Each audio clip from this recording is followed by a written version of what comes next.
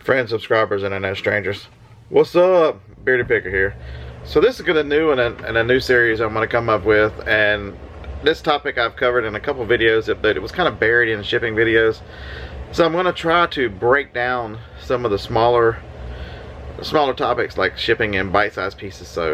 And I figured I would try this out with the box resizer. I've used it a couple times, but in this short video we're going to go over what it looks like when it comes out of the box, put the little sucker together, how to use it, and then the benefits of using it.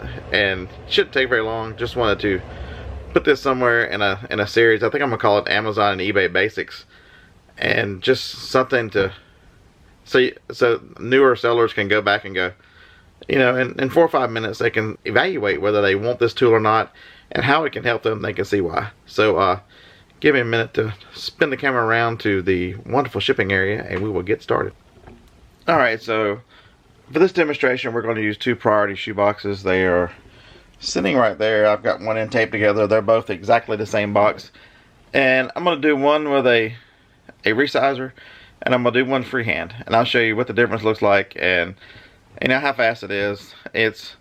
You'll save a touch time, but I'm going to take 4 inches off of the box. I want it to be resized down from, I think it's about 15 inches. It's 14 and 7/8 inches, and I want to bring it down to 10 and 7/8 inches. So here we go. First up, the resizer. It looks just like this. It's going to come, here's the little piece that holds on to it. On one side there is a ruler so you can measure the inches. And so this piece slides down over it. The little corner, the little piece that hooks on the box is the same size as the little score wheel. So basically I'm going to stick it on 4 inches and tighten it down, and you're ready to go. Just open the box up. You're going to go down one side, you're going to go down the next side, you're going to score down this side, score down this side, and then all that's left to do is take an ordinary box, and from where the score line is up to the top, cut out the 4 corners.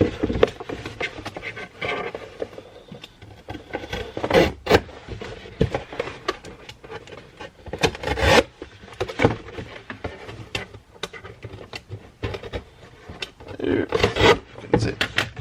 My old eyes can see it. So now what you're left with is a box. You can cut the but you've got a box that's left. See it nice and flat. One thing I like to do for some reason, I've started doing it here lately, is folding that top flap over, so that I'll put a piece of tape across the top and a piece of tape across here when I use the resizer. It is nice, neat, clean. Didn't take very long, right? Alright, so to get 4 inches off this box is exactly the same shape. First of all, I need a tape measure. Figure out where 4 inches is, if I'm going to do this the correct way. And something the right way. That's a good thing we got little drawers here. We'll just mark it 4 inches.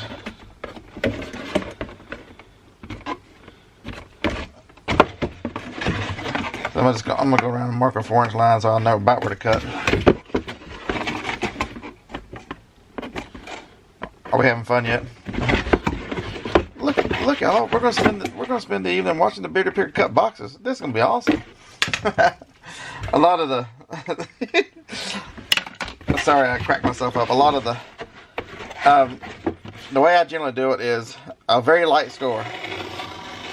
See, I'm not cutting the box all the way through. I'm just making a score line because I want that box to fold.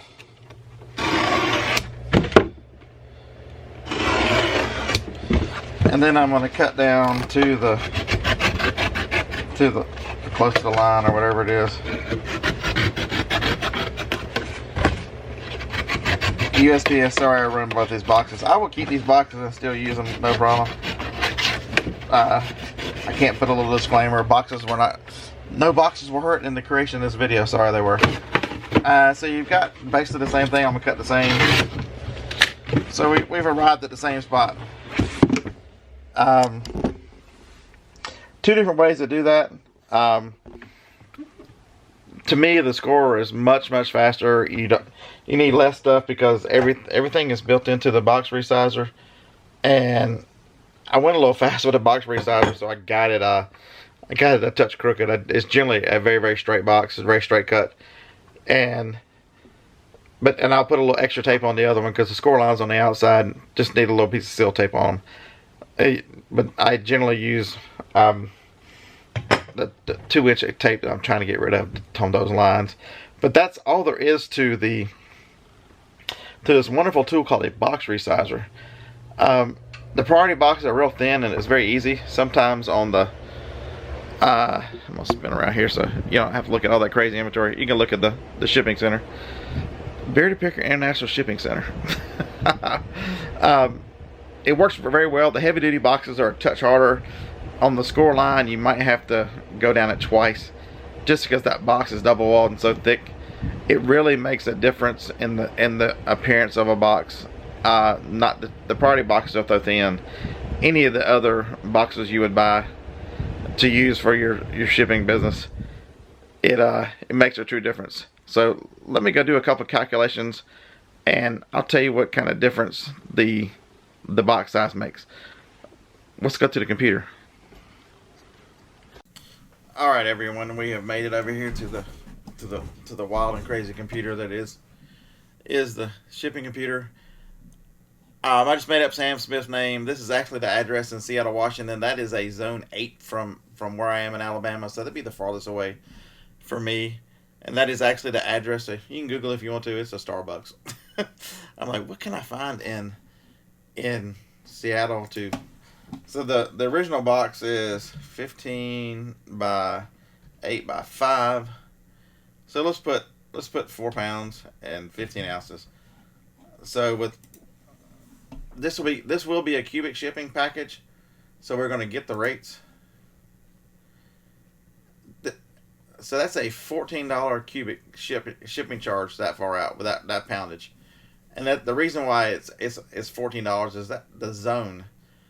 That should be a level 4 or rate for code 4 for that box. So let's go previous step back, and now that we've taken that out, we'll change that to an 11. Let's see what kind of difference just taking, and why the box resizer and why the size of your boxes, if you're going to use pirate ship and cubic ship, makes a huge difference. 1076. That box resizer only cost you like $14, and you just saved, $3.50, $4 on it. How many times you have to ship a box to Seattle from Alabama? So let's see. So what kind of rate? Let's take another 4 or 5 inches off that box, just for kicks and giggles, to show you the power of. We'll make that a 6. Let's see if this changes zones on us. If it doesn't, I can always chop that off. See, now we've gone down the next zone step. It's based on your size of your box for cubic shipping.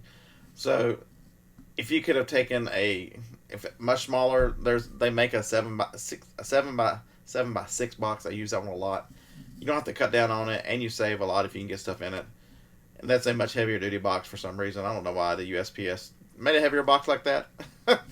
But it just shows you how the dimensions of a box really change the shipping if you use pirate ship and take advantage of the cubic shipping rate through priority. And I have people ask me that. I just assumed that it is priority mail cubic shipping, so it is priority mail. So that's going to end this little quick video of why a box resizer, why to cut down a box, why a box size makes so much important. The weight on this one, hey, that's a good example. Let's previous step to show you the weight. The weight has nothing to do with it. We'll cut it in half. We'll make it 2. It should still be 846. It's the size of the box, 846. So I just wanted to prove to you that there was nothing with the weight that had anything to do with it. It's all cubic is about dimensional shipping, the size of the box. So there we have it. I hope you've enjoyed this video. It is the first in a brand new series I'm creating called Amazon and eBay Basics. Yeah, I actually wrote that down. So I'm just confirming to my Man, when you got so many things going on and you're trying to run 2 platforms and a YouTube platform and a life and everything else, man, it's amazing what you forget. So that's it. A like, comment, subscribe, and share this video to people who are just getting started. I'd appreciate it. I'll keep doing my best to help them out, and roll tide.